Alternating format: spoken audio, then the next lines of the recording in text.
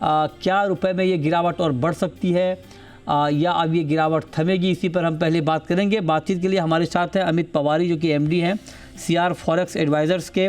अमित जी, बहुत स्वागत है आपका। हमारे साथ कुछ और ख़ास मेहमान हैं, उनसे भी हम बात करेंगे। लेकिन अमित जी, मेरा पहला सवाल आपसे यही होगा कि क्या रुपए में अभी गिरावट और बाकी है? देखिए, कभी भी कोई भी एसेट क्लास के अंदर पे कोई भी तरह का मोमेंटम आता है तो पहला ये अपने को एनालाइज करना चाहिए कि ये न्यूज बेस्ड मोमेंटम आया है या डिमांड सप्लाई के गैप के कारण आया है। अगर रुपए के मोमेंटम को देखेंगे तो बहुत दिनों से वो 8880 और 8840 के रेंज में चल रहा था। आज अचानक से 2:15 के बाद में इसमें 8860 से 89.5 का मोमेंटम दिखा गया।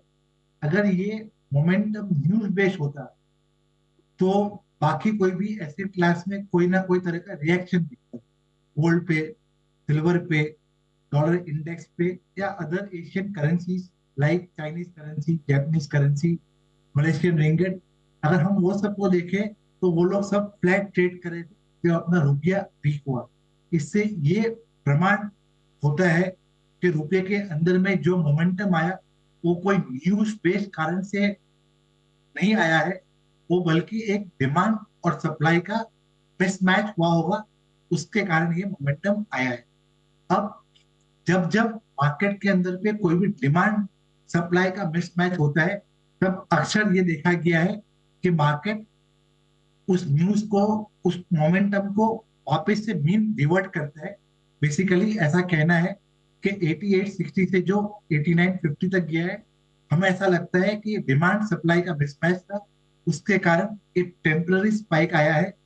2 से 3 दिन के ट्रेडिंग सेशन के अंदर पे हो सकता है ये वापस से 89 या 8920 के तरफ मूव करे।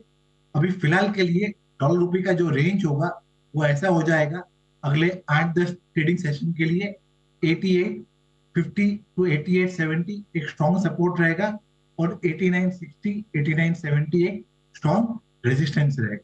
अच्छा, तो मतलब ये कि आप कह रहे हैं कि बहुत ज़्यादा यहाँ से रिकवरी की गुंजाइश नहीं दिख रही है, एक रेंज का मार्केट रहेगा।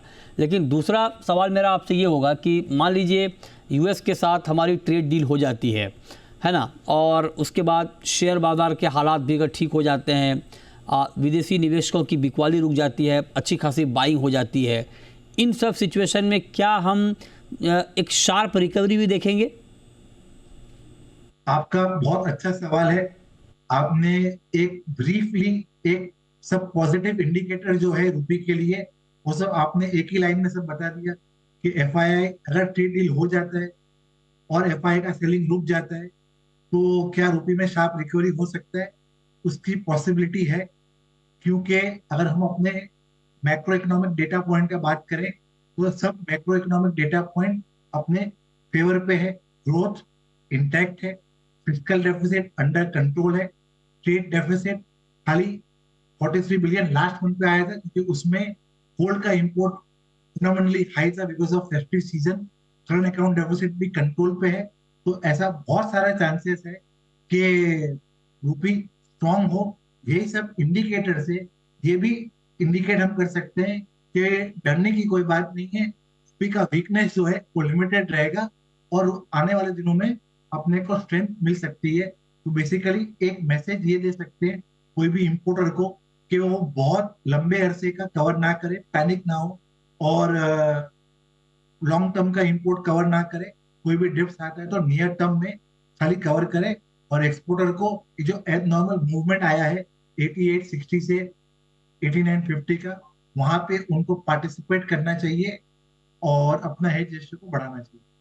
अच्छा, तो ये आपने बताया कि जो करेंसी के ट्रेडर हैं उनको इस वक्त क्या करना चाहिए। लेकिन एक एक सवाल मैं उन स्टूडेंट्स के लिए पूछ रहा हूँ जो विदेशों में पढ़ाई करते हैं और रुपया एक्सचेंज करते हैं डॉलर में। अगर मान लीजिए अगले 2-3 महीने के बाद की प्लानिंग हो जाने की, तो अभी ना कराएं एक्सचेंज? आई थिंक उनको वेट करना चाहिए, इमीडिएटली कोई रिएक्शन नहीं करना चाहिए। जब भी रुपये के अंदर पे 50 पैसे से 1 रुपया का मोमेंटम डाउन साइड में आता है on any positive news because of trade deal, तब उनको कवर करना चाहिए। ये भाव पे तो 8950 पे तो डेफिनेटली नहीं करना चाहिए। अच्छा चलिए, आप जुड़े हैं सर, तो मैं, आप जो करेंसी के एक्सपर्ट हैं, तो मैं बड़ा बहुत दिन से मेरे दिमाग में एक सवाल घूम रहा था कि सर ये एयरपोर्ट पे इतना ज़्यादा रेट क्यों रहता है करेंसी का। और आप देखिए कि बेचने जाएं, मान लीजिए आपके पास डॉलर बच गया, आप कहीं फॉरेन टूर से आए, ठीक है, और आप जब डॉलर वापस करने जाएंगे तो जो आपको रेट ऑफर होते हैं और जो आप जब आप खरीदने जाते हैं तो उसके बीच में बहुत बड़ा डिफरेंस होता है। इसको लेकर कोई गाइडलाइन है अपने यहाँ, या कोई मैकेनिज्म है कि क्या कितना डिफरेंस होना चाहिए? मतलब मैं देखता हूँ कई बार कि अगर आप डॉलर वापस करने जाओ, जो रेट ऑफर करते हैं, और जब आप वही खरीदने जाओ तो उसके बीच आसमान ज़मीन का फ़र्क होता है सर। तो बेसिकली इसमें दो एस्पेक्ट मैं आपको बताऊंगा। जो एक स्प्रेड है, वो स्प्रेड कोई भी फॉरेन एक्सचेंज वाले एयरपोर्ट पे जो आपको मिलते हैं, उनको वो स्प्रेड इसलिए रखना पड़ता है, जो करेंसी जो है बाय नेचर वॉलेटाइल होता है। और आप या हम जब एयरपोर्ट पे जाते हैं तो हम छोटे से बल्क में करेंसी बाय करते हैं, $500, $1000, $1500। अब वो सबको इकट्ठा करके वो लोग बैंक के साथ पे 2 लाख, 5 लाख, $10 लाख का डील करते हैं। तो एक उनको अपना बिजनेस को प्रोटेक्ट करने के लिए एक स्प्रेड रखना पड़ता है, अर्निंग रखना पड़ता है। और हम रिटेलर के रूप में उनके पास में जाते हैं, इसीलिए उनका स्प्रेड ज्यादा होता है। लेकिन अगर हम एक्सपोर्टर या इंपोर्टर जो व्यापार करते हैं एक्सपोर्ट या इंपोर्ट का, उनका उतना स्प्रेड नहीं होता है। और हमारी जो कंसल्टिंग कंपनी है, वो एक्सपोर्टर और इंपोर्टर को इसी में गाइड करती है कि अगर बैंक आपसे ज्यादा स्प्रेड लेता है तो हम उनको कैसे कम कर सकते हैं, कैसे नेगोशिएट कर सकते हैं, उसमें हमारी जैसी कंसल्टिंग कंपनी होती है, वो गाइड करती है। लेकिन जो बैंक पे, ये जो एयरपोर्ट पे जो रिटेलर है, उनको ये स्प्रेड देना ही पड़ता है। बहुत शुक्रिया अमित जी आपका हमारे साथ जुड़ने के लिए, डिटेल में करेंसी मार्केट पर बात करने के लिए।